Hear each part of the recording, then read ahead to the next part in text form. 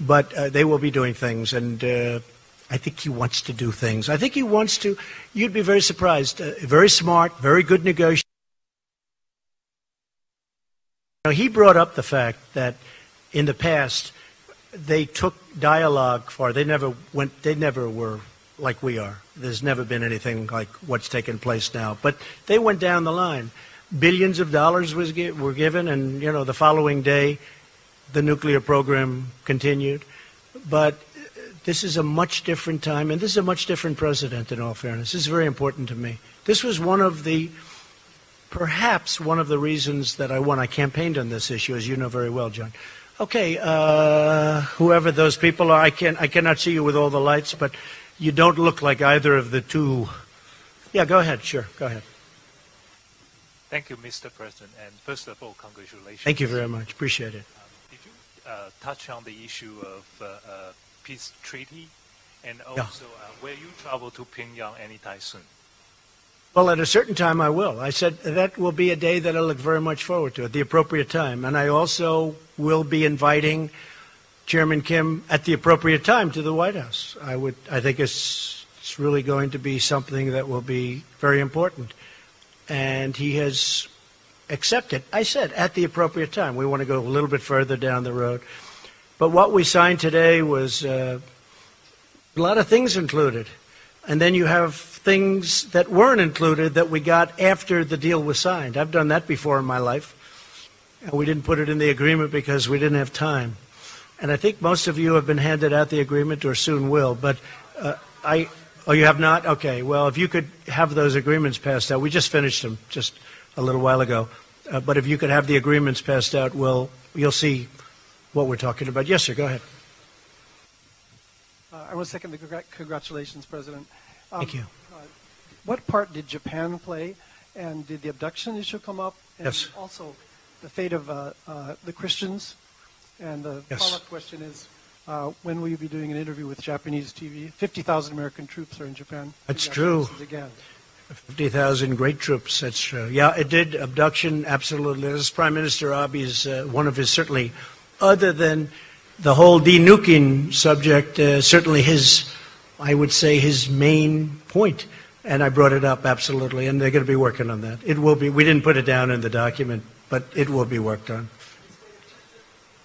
Christians, yes, we brought it up very strongly. Franklin Graham spent and spends a tremendous amount of time in North Korea. He's got it very close to his heart. It did come up, and things will be happening. Okay? Thank you. Great question. Yes, John, go ahead.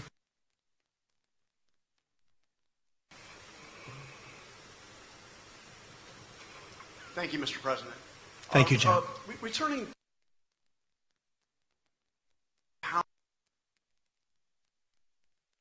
right.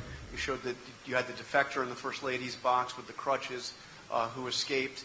And you, at that point, said that North Korea has more brutally oppressed its people than any other regime on earth. Do you still believe that is the case, having sat down with Kim Jong-un? And does he need to change that? John, I believe it's a rough situation over there. There's no question about it. And we did discuss it today pretty strongly. I mean, knowing what the main purpose of what we were doing is, denuking, but discussed it at pretty good length. We'll be doing something on it. It's rough. It's rough in a lot of places, by the way, not just there, but it's rough. And we will continue that, and I think ultimately we'll agree to something.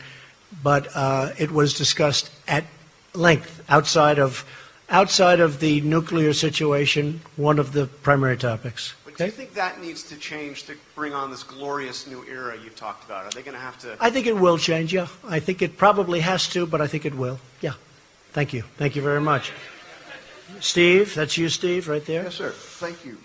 What timetable do you envision for their denuclearization? And in the meantime, are you thinking about easing any sanctions? Well, scientifically, I've been watching and reading a lot about this, and it does take a long time to, pull off complete denuclearization. It takes a long time. Scientifically, you have to wait certain periods of time, and a lot of things happen.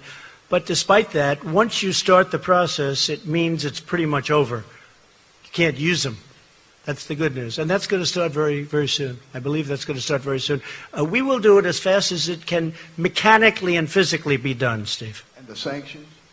The sanctions will come off when we are sure that the nukes are no longer a factor. Sanctions played a big role, but they'll come off at that point. I hope it's going to be soon, but they'll come off. They, as you know, and as I've said, the sanctions right now remain. But at a certain point, I actually look forward to taking them off, and they'll come off when we know we're down the road where it's not going to happen. Nothing's going to happen. Okay? Thank you. Yes, go ahead, please. Thank you, Mr. President. Thank you. Congratulations on this historic summit. Thank you very much. Congratulations to everybody, by the way. Congratulations to everybody. Go ahead. You signed a document with Kim Jong-un. It's essentially a piece of paper. Yesterday we had a briefing from the Secretary of State, Mike Pompeo, and he said the following: many presidents previously have signed off on pieces of paper, only to find that the North Koreans either didn't promise what we thought they had or actually reneged on those promises. What makes this time different, Mr. President? Well, you have a different administration. You have a different president. You have a different Secretary of State. You have people that are, it's very important to them, and we get it done. The other groups, maybe it wasn't a priority. I don't think they could have done it if it was a priority, frankly. I don't think they honestly could have done it even if it was a priority. And it would have been easier back then. For me, it would have been much easier if this were 10 years ago or 5 years ago. And I'm not just blaming President Obama. I mean, this goes back for 25 years. This should have happened. I was given a very tough hand. I was given this. I was given the Iran deal and plenty of other problems. But we're doing really well. And the Iran deal, I have to be honest, I did it because nuclear is always number one to me. Nuclear is number one. But on the Iran deal, I think Iran is a different country now than it was 3 or 4 months ago. I don't think they're looking so much to the Mediterranean. I don't think they're looking so much at Syria like they were with total confidence. I don't think they're so confident right now. But I hope, with that being said, I hope that at the appropriate time, after the sanctions kick in, and they are brutal, what we've put on Iran, I hope that they're going to come back and negotiate a real deal, because I'd love to be able to do that. But right now it's too soon for that. Yes, please. Mr. President, you also talk about establishing diplomatic relations, exchanging ambassadors. How long before that happens? Good question. Hopefully soon, but we'll have to get things moving first. A little bit early for that. We have to get things moving. Yes, go ahead. Hi. Can you clarify when you said you're stopping war games? So Yeah. you are stopping the military exercises with South Korea? Yeah, we've done exercises for a long period of time working with South Korea. And we call them war games, and I call them war games, and they're tremendously expensive. The amount of money that we spend on that is incredible. And South Korea contributes, but not 100%, which is certainly a subject that we have to talk to them about also. And that has to do with the military expense and also the trade. So we're doing that. We actually have a new deal with South Korea in terms of the trade deal. But we have to talk to them. We have to talk to many countries about treating us fairly. But the war games are very expensive. We pay for a big majority of them. We fly in bombers from Guam. I said it when I first started. I said, where do the bombers come from? Guam, nearby. I said, oh, great, nearby. Where's nearby? 6.5 hours. 6.5 hours, that's a long time for these big, massive planes to be flying to South Korea to practice and then drop bombs all over the place and then go back to Guam. I know a lot about airplanes. It's very expensive. And I didn't like it. And what I did say is, and I think it's very provocative. I have to tell you, Jennifer, it's a very provocative situation when I see that, and you have a country right next door. So under the circumstances that we're negotiating a very comprehensive, complete deal, I think it's inappropriate to be having war games. So number one, we save money a lot. And number two, it really is something that I think they very much appreciated. Does North Korea give you something in return, though? Well, we've gotten, I've heard that. I mean, some of the people that I don't know, maybe they really mean it. I don't always want to go against the press because I just don't, especially not today. This is too important. But I noticed that some of the people were saying that the president has agreed to meet. He has given up so much. I gave up nothing. I'm here. I haven't slept in 25 hours, but I thought it was appropriate to do because we've been negotiating for literally round the clock with them and with us and with John and with Mike and a whole team of very talented people. But we haven't given up anything other than, you're right, I agreed to meet. And I think the meeting was every bit as good for the United States as it was for North Korea. But I just wrote down some of the things we got. And they got a meeting. But only a person that dislikes Donald Trump would say that I've agreed to make a big commitment. Sure, I've agreed to take a period of time and come here and meet, and that's good. But I think it's great for us and as a country, and I think it's good for them. But what did they do to justify this meeting? Secured commitment for complete denuclearization. That's the big thing. They secured the release of 3 American hostages. They already gave them to us 2 months ago. These people are now living happily back in their homes with their families. And it was pretty rough for them, to put it mildly. Secure the commitment to recover the remains, including, these are of fallen heroes. And they're giving a commitment. They're starting it immediately to recover the remains. And I just went through how many people asked me about it. I was amazed, actually. So many people would ask me, is it possible? Is it possible? At that time, we had no relationship to Chairman Kim or to anybody else in North Korea. You know, it was a very closed society. So we're getting the remains back. Secured the halt of all missile and nuclear tests. For how long has it been? 7 months? You haven't had a missile go up. For 7 months, you haven't had a nuclear test. You haven't had a nuclear explosion. I remember a nuclear event took place, 8.8 on the Richter scale. And they announced, I heard it on the radio, they announced that a massive, earthquake took place somewhere in Asia. And then they said it was in North Korea, and then they found out it was a nuclear test. I said, I never heard of a Richter scale in the high 8s. And if you look, there has been no missile launches. They've blown up their missile area that's going to take place. That has not been written into the contract. We're going to give you the exact details on that. But they secured a halt of all missiles and of all nuclear tests. They secured the closure of their single primary nuclear test site, all 3 of them. They're in an area that's common around each other. They secured the closure. They secured the commitment to destroy the missile engine testing site. That was not in your agreement. I got that after we signed the agreement. I said, do me a favor.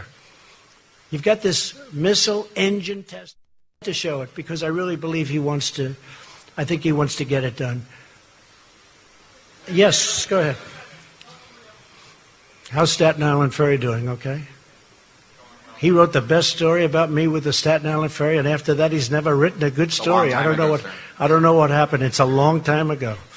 Mr. President, it's been a busy week for you on the international stage. You're leaving this summit here in Singapore having determined that Kim Jong-un is a talented man. You left the G7 summit a few days ago in Canada having determined that Prime Minister Trudeau is weak and dishonest. What do you say to America's allies who worry that you might be jeopardizing our long-term alliances and who worry that you might be treating our historic friends as enemies and our historic enemies as friends? Well, first of all, I think it's a very fair question. I had a very good meeting with the G7, and I left the meeting, and I'll be honest, we are being taken advantage of by virtually every one of those countries, very, very seriously. Now, the United States, because of bad management at the top, because of presidents that didn't care about trade or didn't understand it or whatever reason, for many years, with China being obviously the most successful at it, but the European Union is second, 151 billion we lost. They were represented at the meeting. And we're being taken advantage of on trade. Canada does have very big advantages over us in terms of trade deficits. We have a big trade deficit with Canada. I was reading where, it's actually a surplus. Not a surplus. It's either 17, but it could actually be 100. You know, they put out a document. I don't know if you saw it. They didn't want me to see it, but we found it. Perhaps they were trying to show the power they have. It's close to $100 billion a year loss with Canada. They don't take our farm products, many of them. They charge what was 270%, but somebody told me the other day that a few months ago they raised it to 295% for dairy products. And it's very unfair to our farmers, and it's very unfair to the people of our country, the workers, the farmers, the companies. And we are not able to trade. They have tremendous barriers up. They have tremendous tariffs. So when I put in a countervailing tariff just to get us up a little bit so the balance isn't so much, it's like this. They said, oh, that's so terrible. I said, what's terrible? We have to catch you a little bit. We have to have a little balance. Even if it's not complete, we have to have a little balance. I say this with many countries. Anyway, we finished the meeting. Really, everybody was happy. And I agreed to sign something. I asked for changes. I demanded changes, and those changes were made. In fact, the picture with Angela Merkel, who I get along with very well, where I'm sitting there like this, see the final document as changed by the changes that I requested.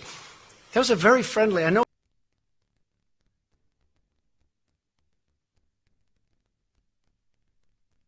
Talking, the whole group, about something unrelated to everything, very friendly, waiting for the document to come back so I could read it before I leave. Anyway, I left and it was very friendly. When I got onto the plane, I think that Justin probably didn't know that Air Force One has about 20 televisions. And I see the television, and he's giving a news conference about how he will not be pushed around by the United States. And I say, push him around. We just shook hands. It was very friendly. Look, countries cannot continue to take advantage of us on trade. The numbers are out. Over the last couple of years, and over the last many years, but over the last couple of years, this country has lost $800 billion on trade with other countries, the biggest one being China. $800 billion. $151 billion with the European Union. They don't take our agricultural products, barely. They don't take a lot of what we have, and yet they send Mercedes into us. They send BMWs into us by the millions. It's very unfair. And it's very unfair to our workers, and I'm going to straighten it out, and it won't even be tough. Okay? Thank you. Go ahead. Go ahead.